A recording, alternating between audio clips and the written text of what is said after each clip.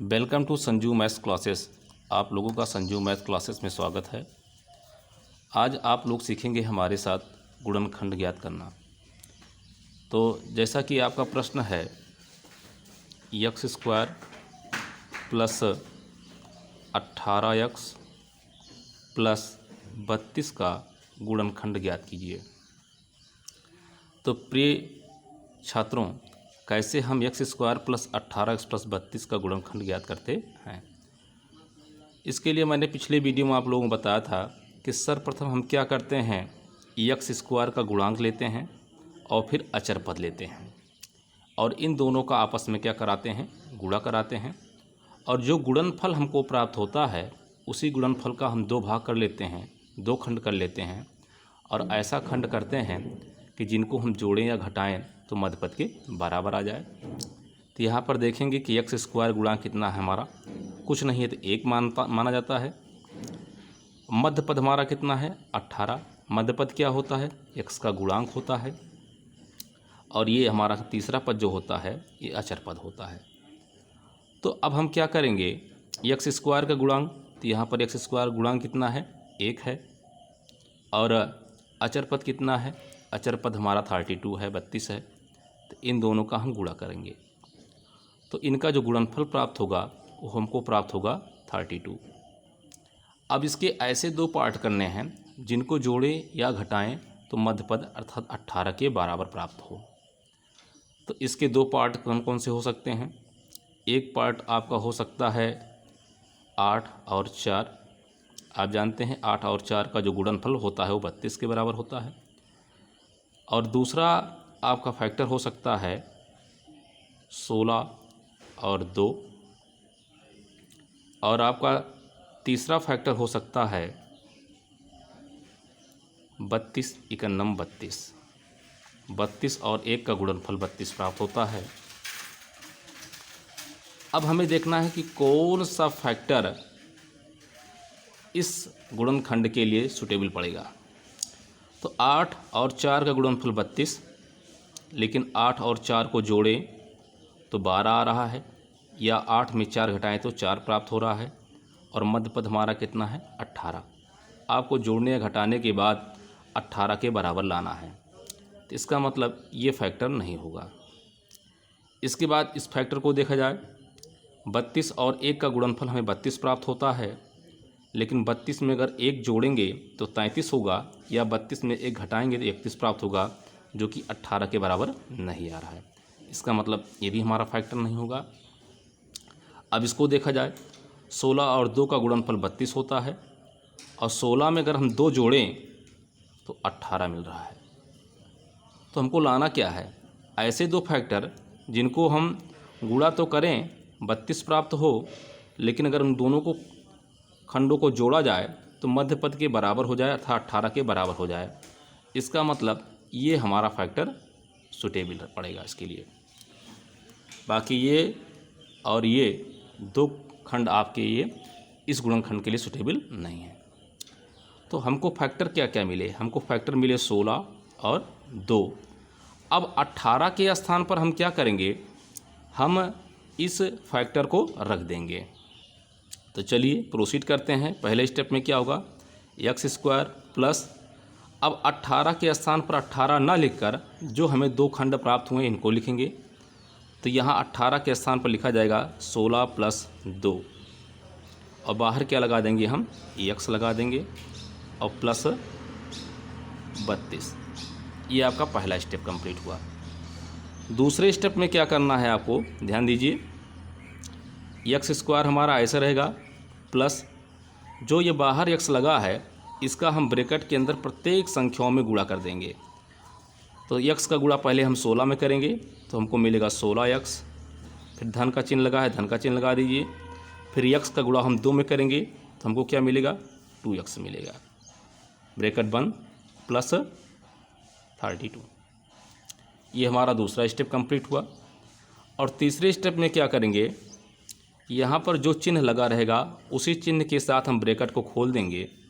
तो यहाँ पर चिन्ह हमारा धनात्मक है और आप धनात्मक चिन्ह से ब्रैकेट खोलेंगे तो ब्रैकेट के अंदर के संख्याओं के चिन्ह में कोई परिवर्तन नहीं होगा। तो जैसे आप देख रहे हैं 16x किस में है, पॉजिटिव है, तो ये पॉजिटिव मिलेगा, प्लस 2x पॉजिटिव है तो पॉजिटिव मिलेगा, प्लस 32। ये हमारा तीसरा स्टेप कंप्लीट हुआ।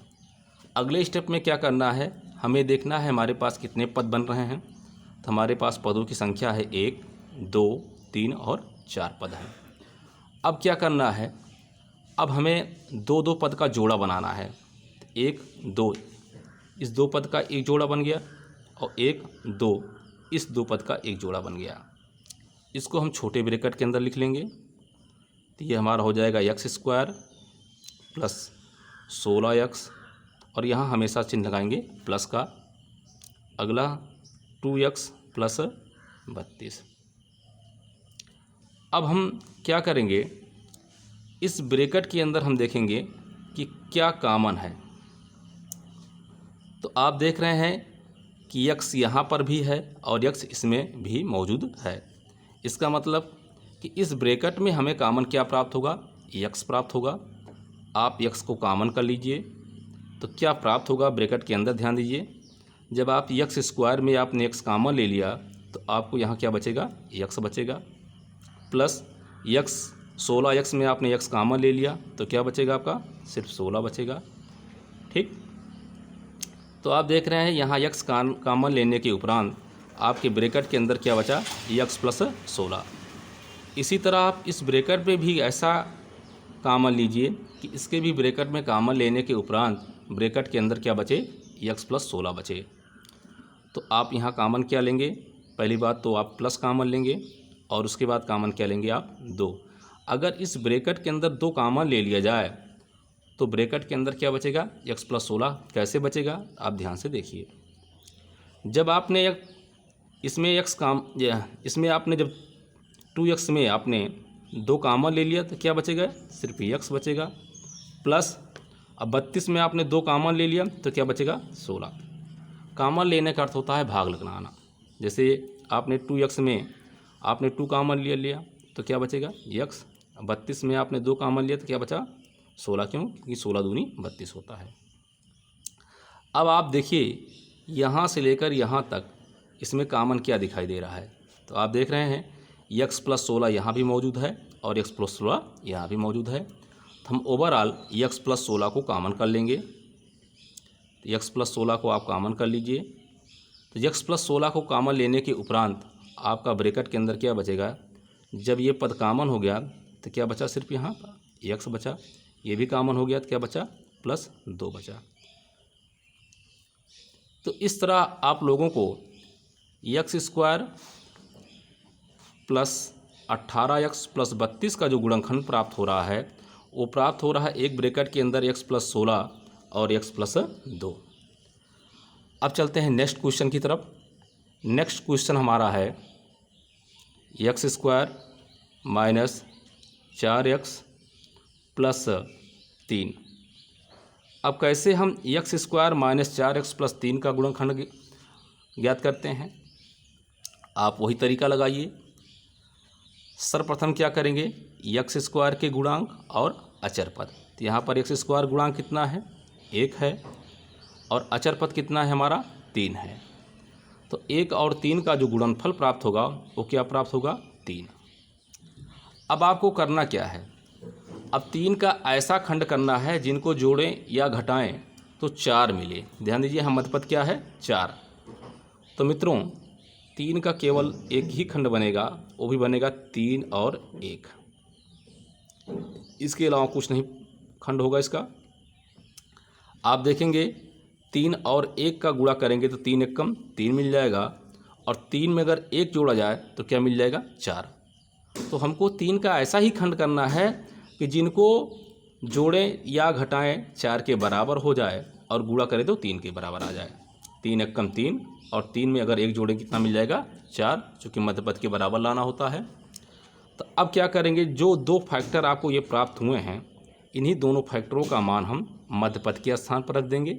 चलिए आगे देखेंगे। तो x² माइनस, अब 4 के स्थान पर क्या लिखेंगे हम, 3 प्लस 1 लिखेंगे, ब्रैकेट बंद, इंटू x और प्लस का 3। अब आपको क्या करना है, अगले स्टेप पर ध्यान देंगे। अगले स्टेप में क्या करना है, जो ये बाहर x लगा है इसका गुणा ब्रैकेट के अंदर करना है। तो x का गुणा अगर हम 3 में करेंगे तो हमें क्या मिलेगा, 3x मिलेगा, प्लस x का गुणा अगर 1 में करेंगे तो x सेकंडम x मिलेगा और प्लस 3। ये दूसरा स्टेप कंप्लीट हो गया। अब तीसरे स्टेप में मैंने आप लोगों को बताया है कि यहाँ पर जो चिन्ह लगा रहता है उसी चिन्ह के साथ ब्रैकेट को खोल देते हैं। और ध्यान देने की बात यह है कि यहाँ पर हमारा चिन्ह क्या है, माइनस है। और आप जानते हैं कि माइनस के चिन्ह के साथ अगर किसी संख्या में गुणा किया जाए तो उसके चिन्ह परिवर्तित हो जाते हैं। तो आप देख रहे हैं ब्रैकेट के अंदर जो 3x है किस में है, प्लस में है, और जब माइनस से खोलेंगे तो क्या हो जाएगा, वो -3x हो जाएगा। इसी तरह इसमें गुणा करेंगे आप तो माइनस और प्लस का जो गुणनफल होता है वो क्या होता है, माइनस होता है, और क्या मिल जाएगा आपको, x मिल जाएगा और प्लस 3। इस तरह आप देख रहे हैं कि हमको कितने पद प्राप्त हुए, गिन लीजिए, 1 2 3 और 4 पद प्राप्त हो गए। अब क्या करेंगे, 2 पद का हम जोड़ा बनाते हैं। एक जोड़ा हमारा ये हो जाएगा और एक जोड़ा ये हो जाएगा। इसको हम क्या कर लेंगे, ब्रैकेट के अंदर कर लेंगे। तो हमारा हो जाएगा x² - 3x एक ब्रैकेट में, और यहाँ हमेशा चिन्ह किसका लगाते हैं, प्लस का। अब क्या बच रहा है, अब बच रहा है -x और प्लस 3। इसको लिख लीजिए आप, -x और प्लस 3। अगले स्टेप में क्या करना है, हमें देखना है इस जोड़े में कॉमन क्या है। तो आप ध्यान से देखेंगे इस जोड़े में कॉमन हमारा क्या है, x। तो x को कॉमन कर लीजिए। तो x² में जब आपने x कॉमन लिया तो क्या बचेगा आपका, x बचेगा, फिर माइनस, यहाँ x कॉमन हो गया तो क्या बचेगा, 3। अब आप लोगों को विशेष ध्यान देना है कि जब आपने x यहाँ कॉमन किया तो ब्रैकेट के अंदर क्या बचा, x - 3। अब ऐसा ही कॉमन आपको यहाँ भी लेना है कि इसके भी ब्रैकेट में क्या बचे, x - 3 बचे। तो आप देखेंगे कि x और 3 तो मौजूद है, लेकिन ध्यान देने की बात है कि यहाँ x किस में है, माइनस में है, और 3 किस में है, प्लस में है। और यहाँ कॉमन लेने के उपरांत यहाँ x किस में है, प्लस में, और 3 क्या है, माइनस में। इसका मतलब कि आपको इसमें करना क्या है, इसमें ऐसा कॉमन लेना है कि आपके इस ब्रैकेट में क्या बचे, x - 3। तो इसका मतलब कि यहाँ पर हमें करना क्या पड़ेगा, x को धनात्मक बनाना पड़ेगा और 3 को ऋणात्मक बनाना होगा। ऐसा करने के लिए आप क्या करेंगे, आपको माइनस कॉमन लेना पड़ेगा। तो आप कॉमन क्या लेंगे, माइनस, और कॉमन साथ में क्या लेंगे, तो कॉमन तो कुछ नहीं है, लेकिन कॉमन क्या लेंगे, हम 1 कॉमन लेंगे। क्या लेंगे, 1। इस तरह आप इसमें आपने कॉमन क्या लिया, -1। और माइनस क्यों कॉमन लिया, मैंने आप लोगों को बताया कि यहाँ x प्लस में है, 3 माइनस में है, और इसको भी x को प्लस बनाना है, 3 को माइनस बनाना है, इसलिए कॉमन क्या लेंगे, माइनस, और माइनस के साथ कॉमन क्या लेंगे, 1। जब आप यहाँ माइनस कॉमन लेंगे तो जो माइनस होगा वो क्या बन जाएगा, प्लस बन जाएगा, और जो प्लस है वो क्या बन जाएगा, माइनस। तो आप देख रहे हैं कि -1 कॉमन लेने के उपरांत इसके भी ब्रैकेट में क्या आ गया, x - 3 आ गया, जो कि इस ब्रैकेट में भी आ रहा था। अब आप देखेंगे ओवरऑल पूरे में कॉमन क्या दिखाई दे रहा है, तो x - 3 यहाँ भी है और x - 3 यहाँ भी है। तो हम x - 3 पूरे में कॉमन कर लेंगे। कॉमन लेने के उपरांत जब x - 3 यहाँ कॉमन हो गया तो क्या बचा हमारा, x बचा, और यहाँ x - 3 कॉमन हो गया तो क्या बचा, -1 बचा। तो इस तरह आप देख रहे हैं कि x² - 4x + 3 का जो फैक्टर है, गुणनखंड है, वो हमको क्या प्राप्त हुआ, x - 3 और x - 1। तो इस तरह हम किसी भी गुणनखंड को आसानी से कर सकते हैं। और ये वीडियो कैसे लगा आप लोगों को, कमेंट करिए, लाइक करिए, शेयर करिए, और आप लोगों के लिए इसी तरह इंटरेस्टेड वीडियो लाते रहेंगे। और ये सारे प्रश्न आप लोगों के लिए यूपी बोर्ड के एग्ज़ाम के लिए अति महत्वपूर्ण है और कंपटीशन के लिए बहुत ज़्यादा ही महत्वपूर्ण है। तो मित्रों, आप लोगों का दिन सुमंगल हो। धन्यवाद।